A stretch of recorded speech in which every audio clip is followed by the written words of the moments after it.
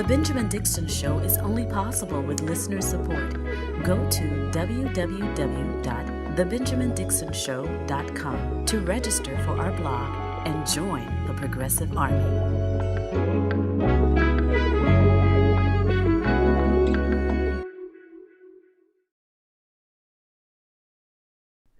Welcome, everybody. Welcome to the stream. Thanks so much for joining me. It is, what's today's date? It is Tuesday, November 17th, 2020. Let's talk about all the things that's happening. Shout out to everybody in the chat rooms, people who have been waiting for a few minutes. Hello on Facebook. We see you over there. YouTube, definitely. Thank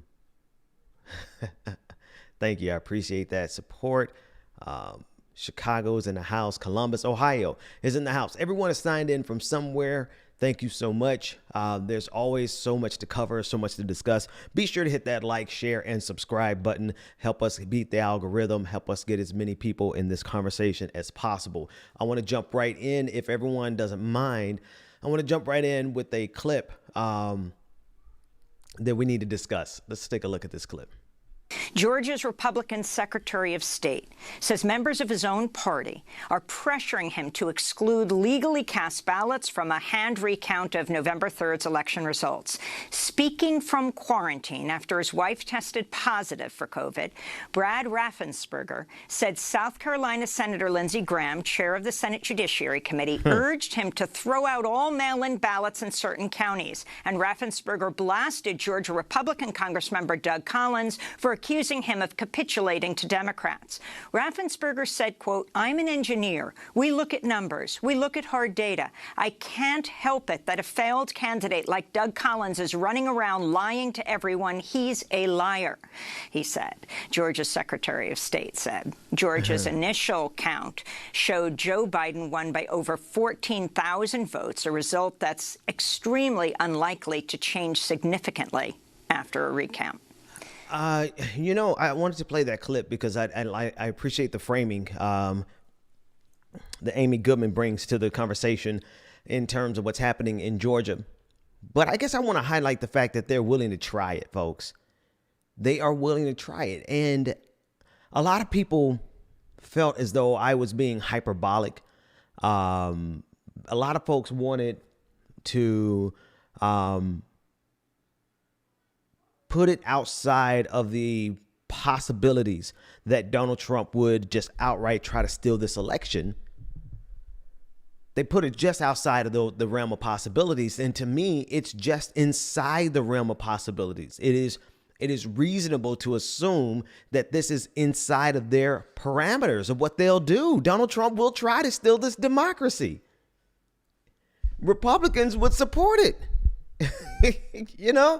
Why would we look shocked and be caught off guard by the very likelihood, the sheer probability that Republicans would actually try to steal this election?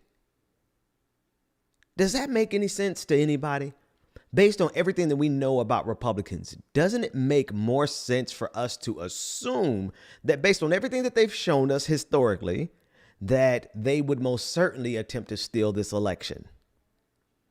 So since we already have that proper expectation set of Republicans based on everything that they've shown us here to date, wouldn't it behoove the Democratic Party to actually move as if Republicans are trying to steal this? I'm not saying that they're not, but I guess for me, it's like, you kind of got to play hardball when you're dealing with extremists on the other side of the equation. You can't come to the table trying to be nice because they'll gut you. Lindsey Graham has shown that he has the willingness and the capacity to smile in your face and stab you right in the middle of your face. What the heck? Oh, I hit the wrong button. I'm like, where is this noise coming from? Lindsey Graham would most certainly betray every inclination that he has in terms of bipartisanship. He would manipulate it. He would use it. He would weaponize it, all for the purposes of getting and maintaining the exact political power that they have now. Lindsey Graham would aid and abet Donald Trump in overthrowing this democracy. And I guess what I'm saying is I don't think it's unreasonable for us to put that in our calculus, right? I think it's reasonable for us to have that inside of our calculus because Republicans have shown us that that's what they're willing to do. And so, like I always say, we have to govern ourselves, govern ourselves accordingly. Just take a look at something else. And I want to show you, this is another way to understand how desperate Donald Trump is. Another way for us to understand how desperate Donald Trump is the fact that he's actually, here, let's do this. Before I even do that, I'm going to play this video. Listen in. Said that even now that the hospital is being overrun with COVID patients, they come in, they're horribly ill, they're gasping for breath, and yet they don't believe they have COVID? Yeah, I think the hardest thing to watch is that people are still looking for something else and they want a magic answer and they don't want to believe that COVID is real. And the reason I tweeted what I did is it wasn't one particular patient. It's just a culmination of so many people. And their last dying words are, this can't be happening. It's not real. And when they should be spending time FaceTiming their families, they're filled with anger and hatred. And it just made me really sad the other night. And I just can't believe that those are going to be their last thoughts and words. Anger and hatred towards you? I think it's just a belief that it's not real, and nursing happens to be on the receiving end of that. And that's okay. We can take that. That's what you're there for. It's just in the bigger picture when you try to reason with people of, can I call your family, your kids, your wife, your friend, your brother? And they say no, because I'm going to be fine. And you're watching their oxygen levels, maxed out on what we call vapotherm at 100%, and their oxygen level might be 75. That's not really that compatible with life. And we know where that's going to head. And it just makes you sad and mad and frustrated. And then you know that you're just going to come back and do it all over again. And that's kind of where that stemmed from. How could it not make your own head explode? They're gasping for breath. Their oxygen levels are dropping. What do they think is wrong with them? I think people look for anything.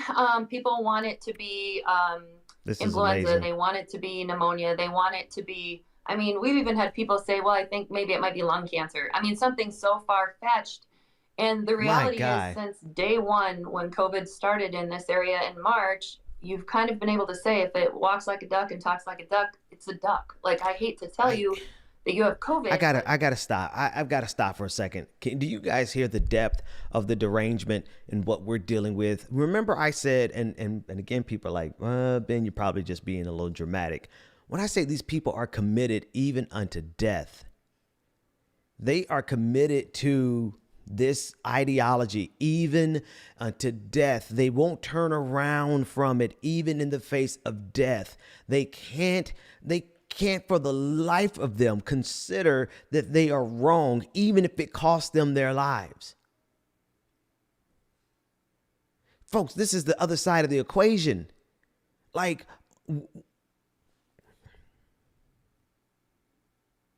we're willing to adapt to survive, and they are not.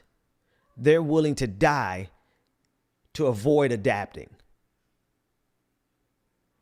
And folks, when I tell you, that is the exact thing necessary to destroy us.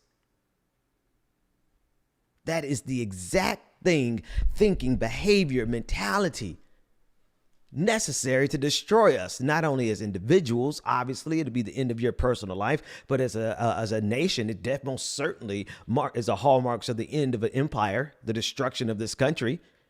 But then hell, if that mentality reigns supreme, that's going to kill us as a species. This is the exact mentality that's necessary. They would rather die than adapt. We would rather adapt than die. Like, it's a no-brainer.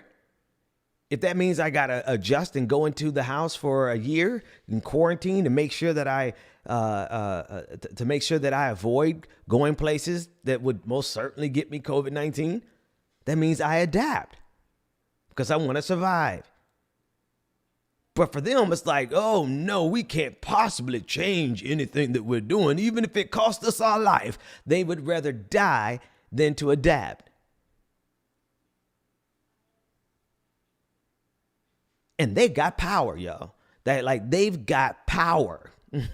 You know, this is a death cult with power. They've got power. Senator Lindsey Graham comes to Georgia or calls to Georgia, whatever the line of communication was, it's immaterial. What matters is that he reached out on behalf of doing the wrong thing in order to protect their power. In order to throw out ballots so that they could protect their power, knowing full well that that is a prelude to war. That's a prelude to destroying this democracy, but he'll do it because that's in the realm of possibilities of him maintaining his power. He's willing to risk destroying the United States of America in order for the chance of him maintaining power. And he'll do it again, which is the exact type of energy that's necessary to destroy this country. COVID-19. All they had to do was recognize the most basic of science. Put on a mask, social distance, shut down your bars, but they couldn't possibly do that. And so now we're at 270,000 people dead. And oh, you thought that you're trying to understand how could they not care about those 270,000 people? How could they not really be moved by it? Because they're not even moved by their own mortality. They're not even moved by their own self-preservation. See, it is not fight or flight for them. It's not doing things that you have to do to survive. For them, it's like,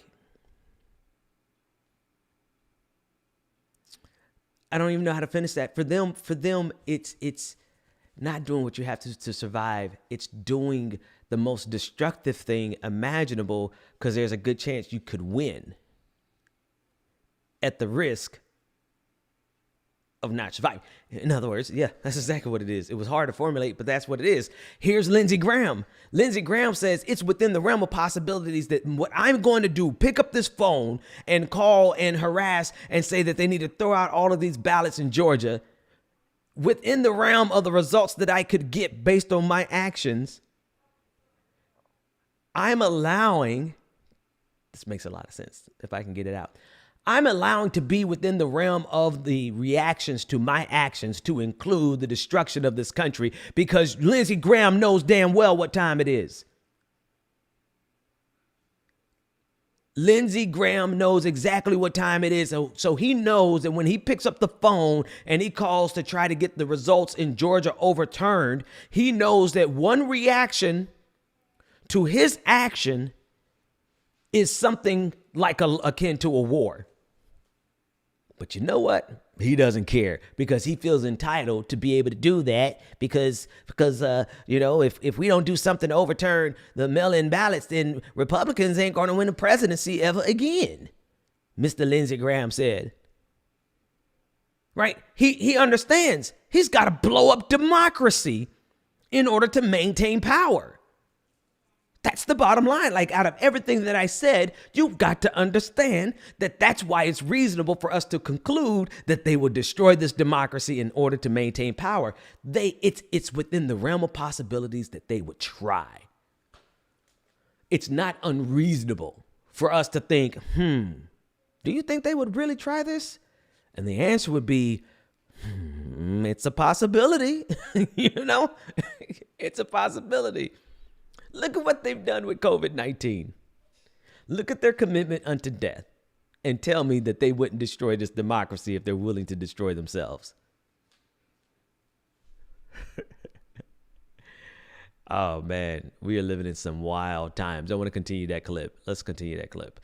Yeah, right there. What you have.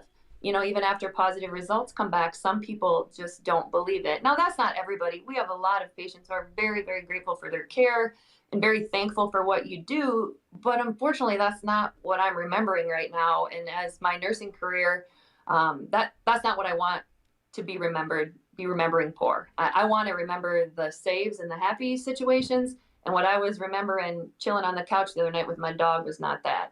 Of course not. I mean, of course not. And it's just so mind-blowing to think that they would rather have lung cancer. They'd rather a diagnosis of lung cancer than of coronavirus. And so, I mean, you've said that it was, I mean, if I quote you from morning television, it was an effing horror movie that you live every day. And so what toll is this taking on you? Yeah, hindsight, I didn't realize that this was going to go viral. I probably could have left the F-bomb out of there, but the reality is that's how you feel. And so it is like it's just a movie where the credits never roll. You just do it all over again. And it's hard and sad because every hospital, every nurse, every doctor in this state is seeing the same things. These people get sick in the same way. You treat them in the same way. They die in the same way, and then you do it over again. And we're so thankful for the lessons we've learned along the way, and we're doing a good job of taking care of the people that come in. And we're managing our patient loads here right now. Sometimes it's day to day, sometimes it's hour to hour. But the reality is that right now it's not getting better. You said just as you started the show, 50 to 60% positivity rate. I mean, our entire state has 880,000 people. It doesn't take much to do the math on that for how many of us are sick. Oh my gosh. Wow. When you hear your governor, Kristi Noem, Wow. say, And their commitment to it goes beyond. Their commitment to it goes beyond. You would think that a rational actor could play the chicken game. Right. The brinksmanship game. That a rational actor would play the brinksmanship game. Oh, with the intent of winning. The rational actor expects that Republicans are going to engage in this democracy game with the at least the victory going to democracy. Right? That they would participate with, at least at the end of the day, we're all willing to, live to debate another day. Right? We're in a negotiation with a group of people that we think are rational in the sense that they wouldn't blow up democracy just for the sake of power, because there's no way they're willing to contract COVID-19 and die just to own the libs. So since they are showing us that they're willing to die to own the libs, it should show you the dedication that they have to their goals, no matter how detrimental it is to them personally. We're dealing with people who would blow up democracy in order to maintain power, as irrational as that is to the rest of us. To the rest of us, we're like, you moron. Right? If you include in your acceptable parameters the complete destruction of the entire system, we can't play this game with you. We cannot play this game with you, because you include in your parameters and how you're willing to interact in this country the outright theft of democracy in order to maintain power. That means you never had any intention of dealing with us in good faith in the first place. I'm talking very specifically to Republicans who are still willing to risk this. Right? Let's go down. Let's kind of play this out. Lindsey Graham made this phone call today. I'll show you, and hopefully you already see how that thinking is connected directly to how they're responding to COVID-19. Right? I'm hoping that you saw that connection. The way that they're responding to COVID-19 is a mirror reflection of how they are willing to burn America in order to maintain political power. They're just mirror decisions. Just same exact logic, or illogic for that matter. Right? Same exact commitment. To them, it seems rational. To them, it seems rational to be able or to be willing to destroy democracy in order to maintain power because they honestly believe that democracy isn't worth saving if they can't maintain power. That's what it is. They're willing to destroy democracy because they don't feel like there's anything else that exists besides their specific type of conservative right-wing agenda, America, white supremacist, white male Christian structure power. America. That's what they believe. That's the only America that matters. And so, yeah, they're willing to burn all the rest of this down. I mean, logically, it follows. That said, I think we just need to not be surprised that Lindsey Graham, especially when you're negotiating with them, when you're working with them, when you're trying to make a decision, am I going to try to appeal to Lindsey Graham or am I going to appeal to the people in my base that help carry me through? Am I going to keep trying to kick this football of bipartisanship, right?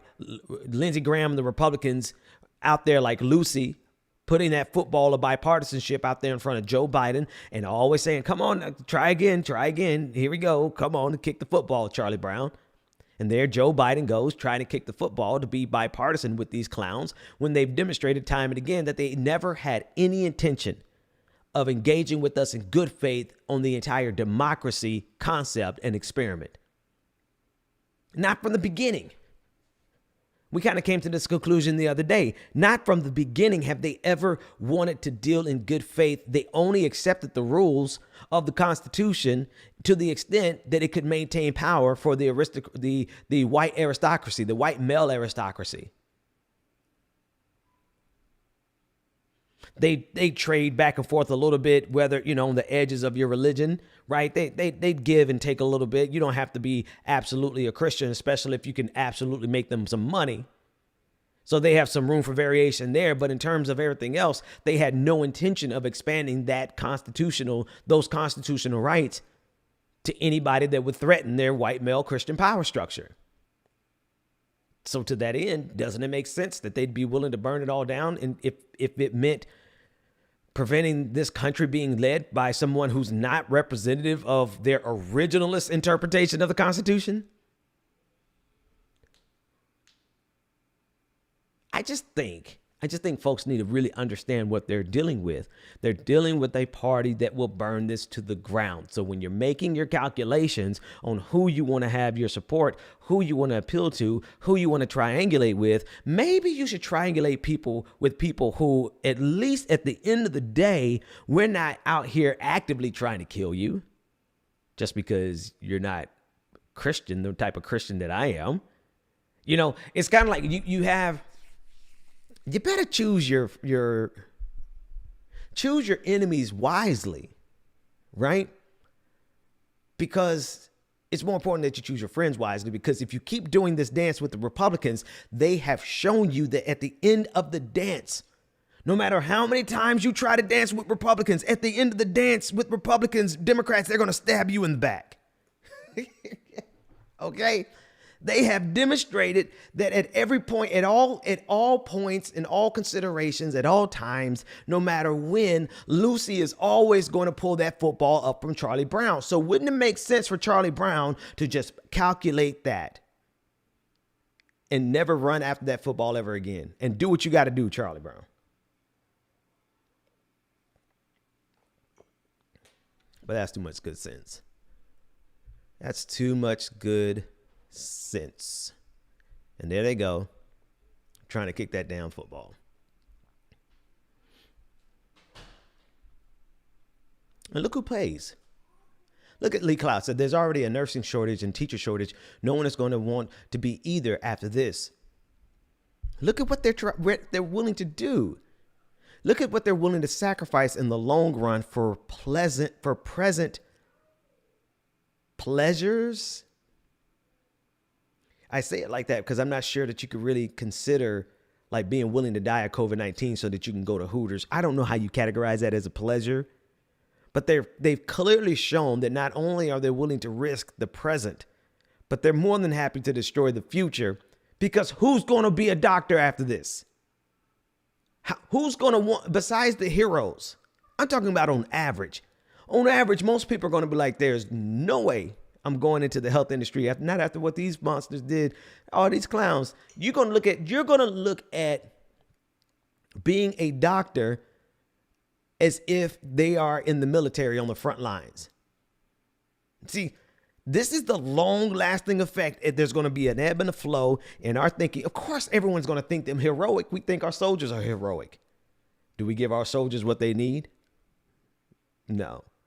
So the point is that at the expense of the long-term viability of this country, Republicans have made decisions and are actively making decisions that they know one of the possible outcomes of my decision, Lindsey Graham, one of the possible outcomes of his decision is to actually get the Secretary of State to ignore those ballots, to throw out those ballots, and to actually get the possible overturn of Georgia. The numbers don't really add up, but let's say you had a really eager Secretary of State, then he could fudge those numbers. And so it's in the realm of possibilities that Lindsey Graham's direct request could have led to the overturn over the state of Georgia, which in some fantasy world, they think that it would be a domino effect leading to Donald Trump remaining in power. Let's give them that. Let's give them that there's a way for them to actually do this. What are the outcomes of them successfully doing that? One of them is half of this country goes batshit crazy because we actually factually saw you steal democracy from us. Not the equivalence of your side being sore losers, can't walk away because they lost and they're willing to burn the entire thing down because they lost. No, not at all. It's not that we're sore losers. It's that we legitimately won and we sat there and watched you steal it from us. Do you think those 71 million people, or however many it was, we got to be like 76. Do you think those 76 million people are, out of all of them are going to stand completely down? I don't think they really run these possibilities. They don't calculate these possibilities, or even more terrifying, they have calculated those possibilities. And they're saying very clearly, we would rather die than to do what needs to be done for COVID-19. And we would rather burn this democracy to the ground than to ever concede to the liberals.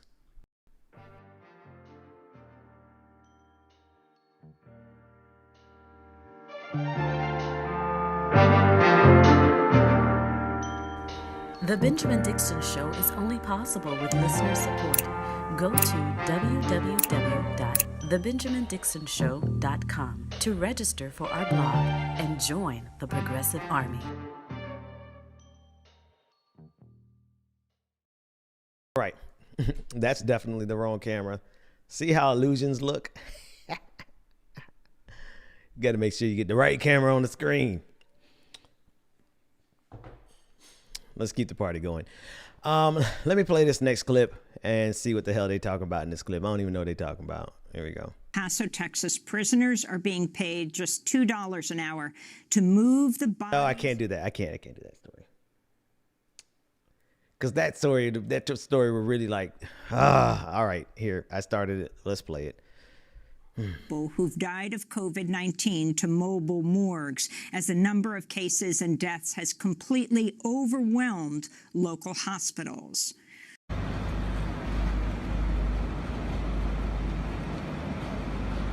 All right, I'm not gonna play that clip. Not the full clip. The whole point is that one abuse has led to another abuse. One offense has led to another offense. The fact that we won't take care of ourselves in COVID-19 and the fact that we're so selfish and so individualistic, not you, talking about the general population, that we won't do what we need to do, right, as individuals, because the government didn't have to be the actor that told us to do what's good and common sense for us. All right, we should have enough common sense to be able to do it ourselves. Does that make sense? Like, we absolutely should have enough self-preservation in our toolkit of,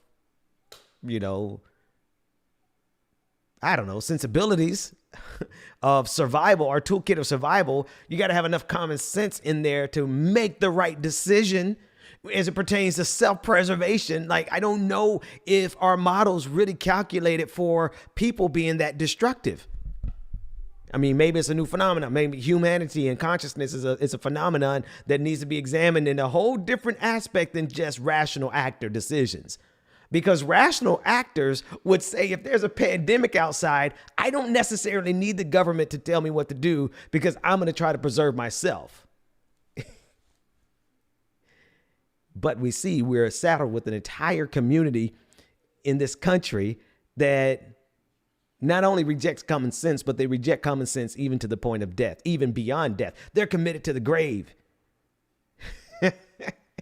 They're not rational. They are not rational. And if they are not rational actors, then we need to assume that they are going to carry themselves in a fashion that is detrimental to what we're trying to do. And I think the only way you can actually manage that kind of risk is to, as early as you possibly can, believe them when they tell you that they ain't about shit. Republicans have told you, they told you 40 years ago, Democrats, that they had no intention whatsoever in dealing in good faith with you, but you just kept trying to kick that goddamn football, Charlie Brown. And if you had accepted them at the point when they told you who they were, they told you that they would stab you in the back. They told you that they would be hypocritical. They told you that they would engage in bad faith. They told you that they would burn this democracy to the ground just for the sake of preventing anyone else from getting access to the same kind of power that they were born into. They would burn it all down. And they showed you this a long time ago, but you didn't believe them. What if when our instinct tells us, not only what our instinct tells us, but what observation, what the powers of observation has told us is a scientific fact that Republicans are not going to deal with you honestly, Democrats, so stop trying. Your instinct should have told you that, but your observations absolutely tell you that. Then why the hell are you still trying to triangulate with people, scumbag, bootlicking fascists like Lindsey Graham? Or any of them. Susan Collins, any of them.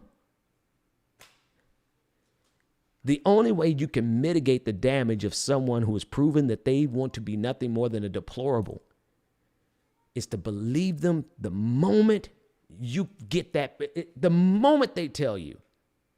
The moment they tell you that's who they are, you better know that's exactly who the hell they are, and you better do something else about it, because otherwise you're going to stay in this song and dance with them for the rest of your life while they never intended, man. Look,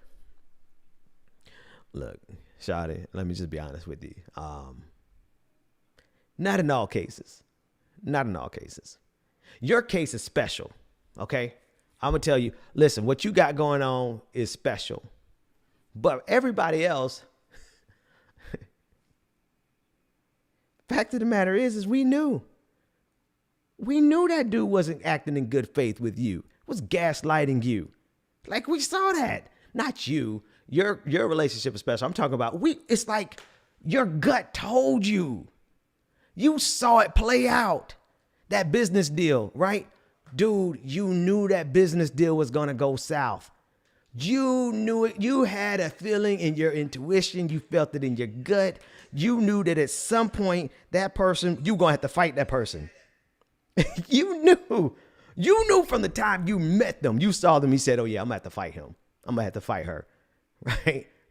I never forget. I remember I got a gig and I knew that the very first person I was going to have to fire was the person who helped me get the gig. I knew, because that's just how shit works out sometimes, right? People who cheering for you, yeah. They get behind the scenes and they're like, So I knew, and sure enough, that's exactly how I played this. The point is, if you follow your intuition on top of your dumb behind, like, oh, believe your eyes. Your eyes aren't lying. When Republicans have 40 years of showing you that they will, 60 years they've been rolling out 60 years that they've been doing the Southern strategy. They have shown you from day one who the hell they are. And you wasted all this time trying to change them when they've proven to you who they are. So sometimes if we just stop wasting time trying to change somebody and trying to make that person, if we just give Republicans what they really want, they'll triangulate with us and we could get some bipartisanship, mama. No, you big dummy. They were never going to be bipartisan with you in the first place. That was always from the beginning. When you met that dude, when you met that chick, we knew from the beginning they didn't mean right by you in the first place. But it ain't none of our business. We're going to stay in our lane. But in this case, the analogy falls apart because it's all of our lane. Y'all are following them to the detriment of everybody. You're trying to triangulate with Republicans to the detriment of damn near everybody. It's not something that we could just ignore, because if we ignore it, then you're going to keep capitulating on climate change. You're going to keep capitulating on fracking. You're going to keep capitulating on Medicare for all. You're going to keep chasing after them because you just hope with anticipation. One day I'm going to kick that damn football. One day Lucy is going to hold that ball in place and I'm going to kick that mother. One day Republicans are going to keep their word. And I don't know what that legislation is going to be like. I don't know how horrible it could be. It could be the very worst legislation for the planet, but Republicans are going to work with me on it. And they have worked me down and they've worn me down and they've worn down Democrats to the point where they're more excited about working with Republicans on any garbage piece of legislation just for the sake of bipartisanship. I'm sorry. Am I the only one who sees this?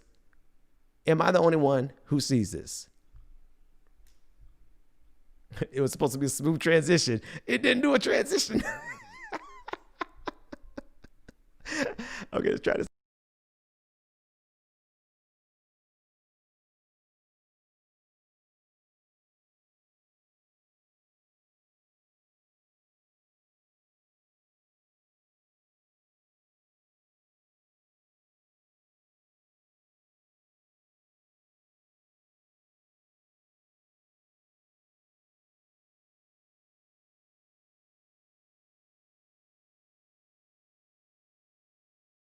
Thank you. Yeah, so we figured that out. And we're going to come back. Thank you. I hit the wrong button.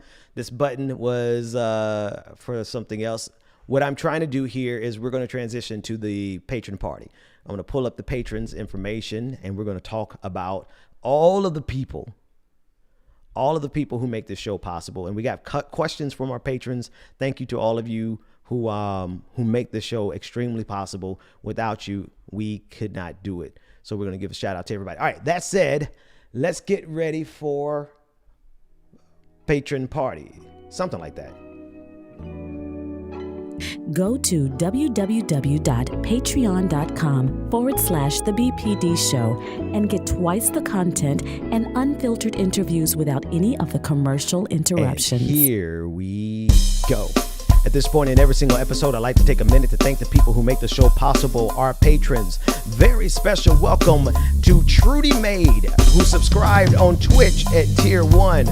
Very special welcome to Andy, our latest patron. Thank you so much for becoming a patron. Wait a minute.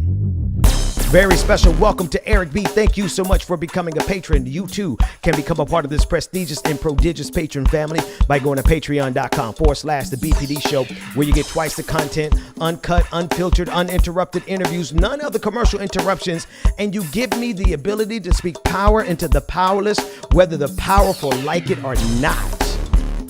Yeah, that's that DMV. Yeah. All right. Welcome back to the Benjamin Dixon Show.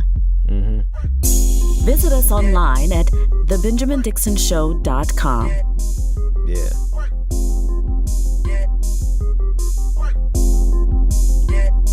Check me out. All right. apologies to the patrons yesterday.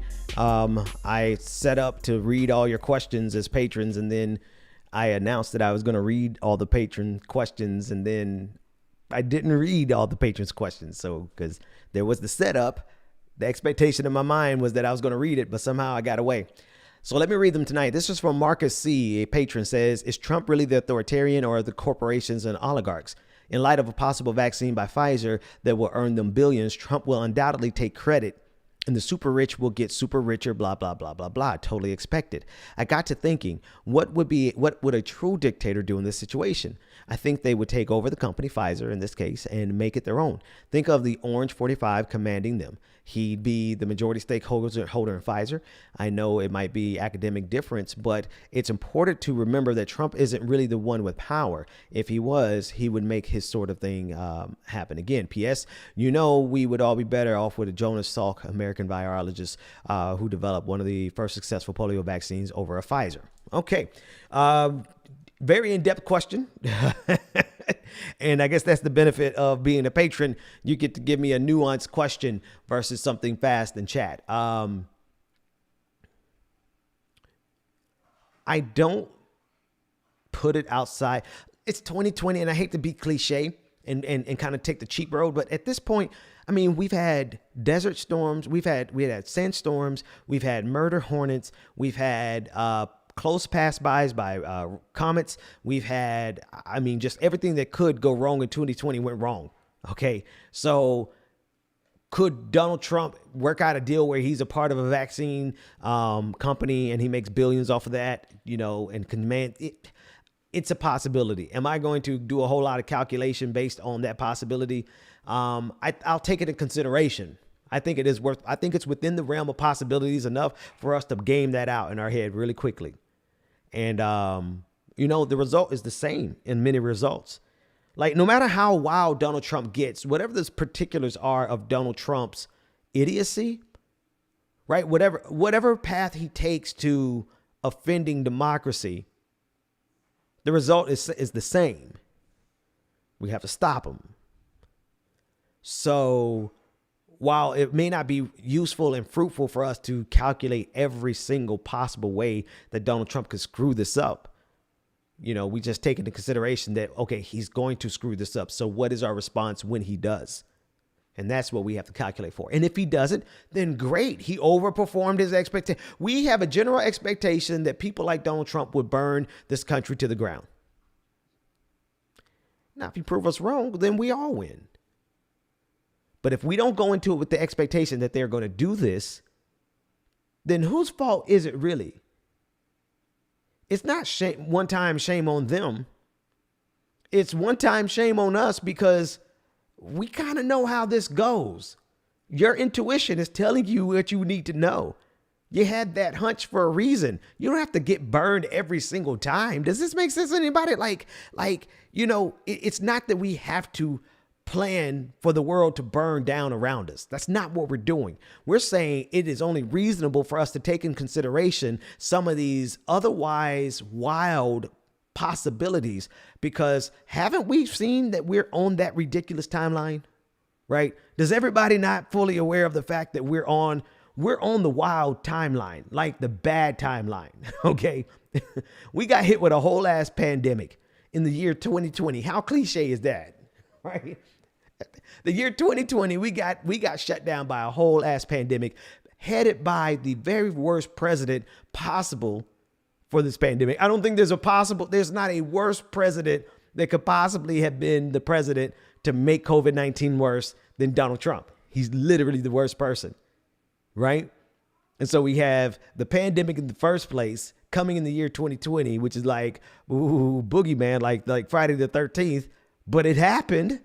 And we got the absolute dumbest president and the possibility of presidents to be in power during this pandemic. So if 2020 is wild enough for those things to all be true, I think it's okay for us to take in our calculus the possibility that Donald Trump will mess up democracy and we're going to have to respond. All that to say, yeah, it's a good question. Peter P says, hey, one thing we haven't talked about a while on the internet is internet neutrality. It was and still a big deal about corporations taking our data and using it for marketing purposes. Yeah, we haven't talked about it since the Board of Commissioners made their decision. What is your guy's name from Comcast who came over to the Trump administration? But the point is that it is still as relevant today. And those are one of the things that we have to go back and fix after we get Donald Trump completely out of pocket. Patrick S. said in Patreon, said, hey, Ben, a friend of mine told me about winbothseats.org, and I checked it out and saw some of the organization you had mentioned before, and Mondale is listed on there as well. Wasn't sure if you guys had talked about this on Clickbaity, which is awesome, by the way, squirrels. I guess I just wanted to confirm that you would be a good place, that would be a good place to donate. And thank you guys for all of your hard work, and thank you for taking out Bloomberg. Number one, my pleasure. Thank you for all that. Winbothseats.org. Go check them out. If you see Black Male Voter Project, check. If you see New Georgia Project, check. If you see Fair Fight, check. Those are 3 organizations that we know have done excellent work in the state of Georgia and will continue to do the work to help win those 2 seats. So winbothseats.org. Nikki, email regarding the runoff. Says Nikki Dearest, Gogo says all the Republicans are tiptoeing around the Trump and his feelings right now because of these runoff elections. They are worried he will purposefully speak out against the Republicans running in Georgia if they recognize that Biden has won, because he can turn his entire base out against them. If I say we remind Trump of what Mitch Turtle Man told him right before the election. Pretty sure that he would have a much better chance of winning had he pushed a new COVID relief package and if he had left that Supreme Court seat open until after the election. Basically, they overplayed their hands. They overplayed their hands. And now we just need to close the deal with the Senate. From Twitch, Step Back History rated us tonight with a party of 23. Hey, Step Back History, thank you for rating us. Definitely would love to have you guys in the room. DJ Addy said, I love ending my night with your commentary. Then you bring me comfort. I feel like point me in the right direction toward making things better. Please keep on keeping on. Thank you, my friend. I appreciate that. Durable AC said, it's crazy today in Houston. We got an Amber Alert like warning saying COVID was spreading rapidly. I think our rate of new cases is up like 200% or something crazy like that. Then Durable AC said, I feel like I would always hear this first song you have for the Patron Party on the gospel radio on Sunday nights riding to church with my mom. Oh, man, that's great. That's great. Let me read a couple super chats and then we get out of here a little bit early tonight. And I can answer whatever questions. Yeah, we can stay here for a little while. I'm just looking for the super chats. Shouldn't be too many. And I'm hearing it that, not too many at all. So no problem. We can read all the super chats tonight. All of the super chats we can read. We're not going to run out of super chats tonight. I'm an idiot. Hang on a second. Let me just pull up something here. Hunter Z says, is Ben Shapiro going to visit this site soon for a kicking? Nah, never. He never would, because Republicans have a vested interest in actually avoiding actual debate, right? Because whether you want to admit it or not, what happens during a debate is that people in the audience who are engaging in good faith know when the other person is not, right? You could grandstand. Ben Shapiro likes to grandstand. And at the point that he grandstands, it's usually a point where he's not making a good point. But their audience loves it. And they cheer it on like, he's so great. He's so cool. He's the cool kid's philosopher.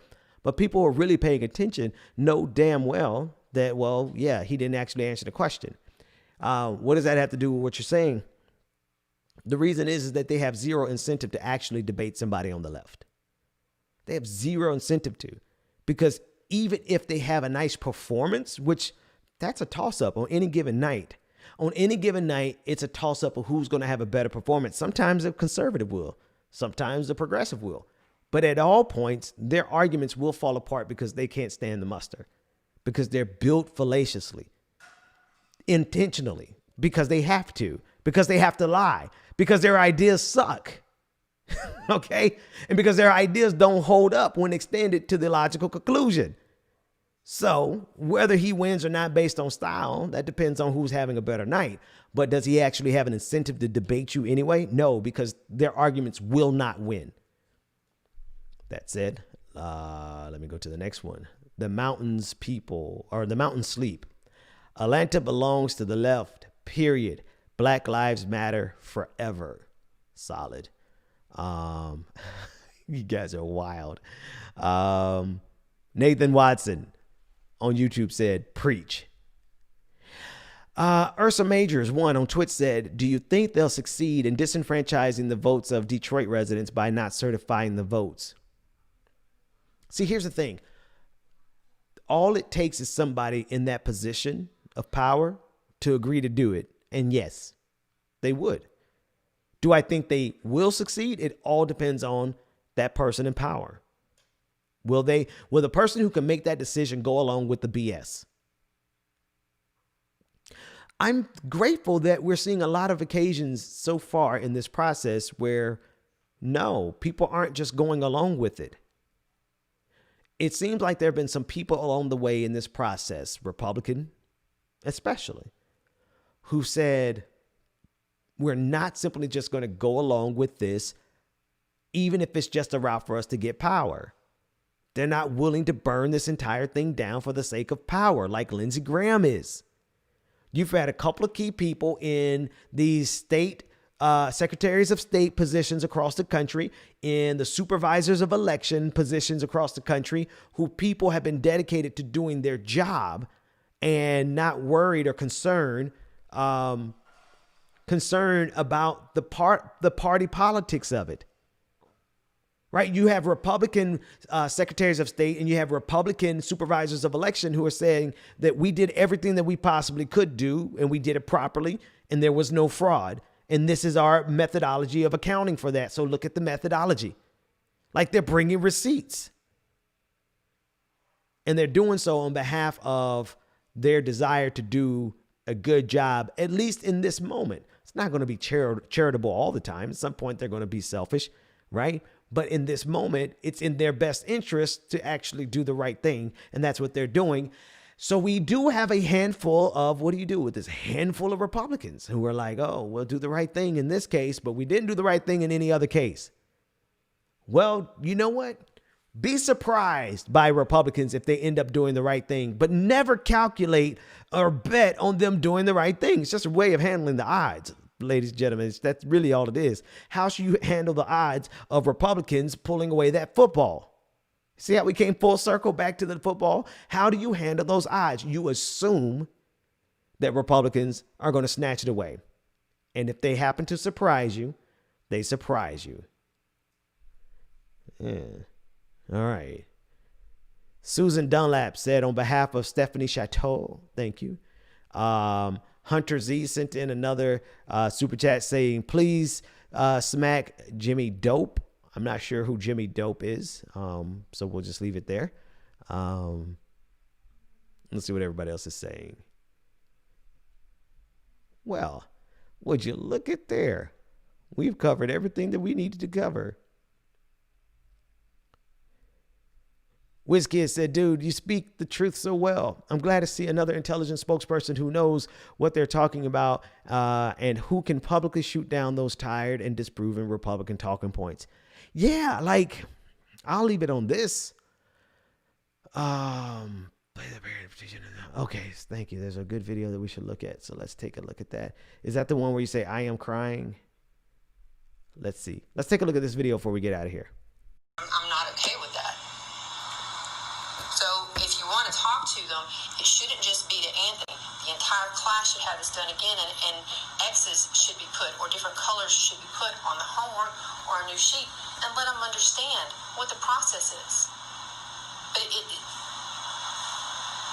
I'm not the only parent who thinks this. I'm just the only parent who's not scared to stand up and say something.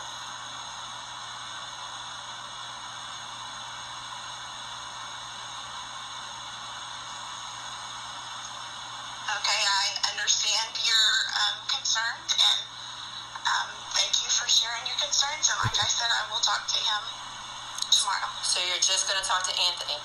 This assignment's not going to get redone, and have everybody understand that we have 6 states at this point. There were 7 when this assignment was done. There's 6 that are still in litigation, and why? Oh my God. Even if you don't go into that kind of detail for 3rd graders, to explain to them, you can't, this answer, who won the election, should have been the answer was nobody. That was the answer, nobody. Not Joe Biden, it was nobody. It should not just be told to my son. That's really want to. The entire school system should be teaching if you're going to address this. Either don't address it or address it properly. There is gray area. There's 6 of them. Jesus So Christ. I am bringing this up. I'm not done. I am upset about this because you literally, whether you say that you said it, the homework that he brought home says completely opposite. If you did talk to them about that, that's not what you told him to color in. He told me you went up to there and put up a map. I went and put up a map. I didn't go to Google. I went to the National Archives, and then I also went to OAN, and it had exactly what Leanne and I had been talking about. And he said, well, I don't understand. Why is this not what she showed me? And I was like, where did she go? Well, she went to Google. Well, there you go. Bruh, she went to OAN. I didn't go to Google, but I went to OAN. What's that? Only America, whatever that is, whatever that super hyper right wing. They went to that site. Oh my God. Oh man. Folks, can I just be honest with you? We're going to have to figure out the algorithm to manage these deplorables. We're going to have to find a systemic way of addressing them, right? We're going to have to, because these people are so irresponsible. I'm doing my best with the ableist language. They're so irresponsible, so self-destructive, and have no regard for their own life. And it is the same. I guess what I want to impress upon you, if nothing else, is that it's the same exact dilemma. It's the same exact problem. It's the same exact fallacious logic. It's the same exact irrationality. It's the same exact decision-making process that they make every single time. Am I willing to adapt in order to not die? Or am I willing to die so I don't have to adapt? And we got people in our society. Who have made it clear that they are willing to die rather than adapt. Now, when you got damn near half the voting electorate of a country, of the most powerful empire in the history of empires, when you got half of the voting electorate who are willing to die in order to avoid adapting. Like when they were faced with the dilemma of natural selection, they intentionally choose the thing that's going to destroy them. Oh man. They intentionally choose the thing that's going to destroy them. And you know what?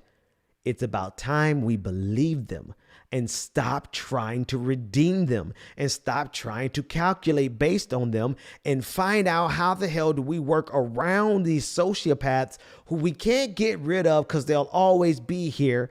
And so we will always have among us people who are willing to die in order to avoid adapting. That's what we're faced with right now. That's the underlying question. That's the underlying dilemma. And once we figure that out, it's like you don't have to learn the same lesson again. Once we figure it out, we move past this. Once we figure out how we calculate for people who are destructive, intentionally destructive, once we figure out how to adapt and adjust for them, then we can continue growing as a species. But we're at a crossroads right now. We're at a crossroads where we as a society have not figured out how we handle deplorables. All the way to the extent that a deplorable became president. And now this motherfucker, excuse me, now this dude doesn't even want to leave office. All right, everybody. I will see you. My eyes are burning, so hey, I'll see you tomorrow. Where's my closing music, bruh? Where's my closing? Yeah. Well, this.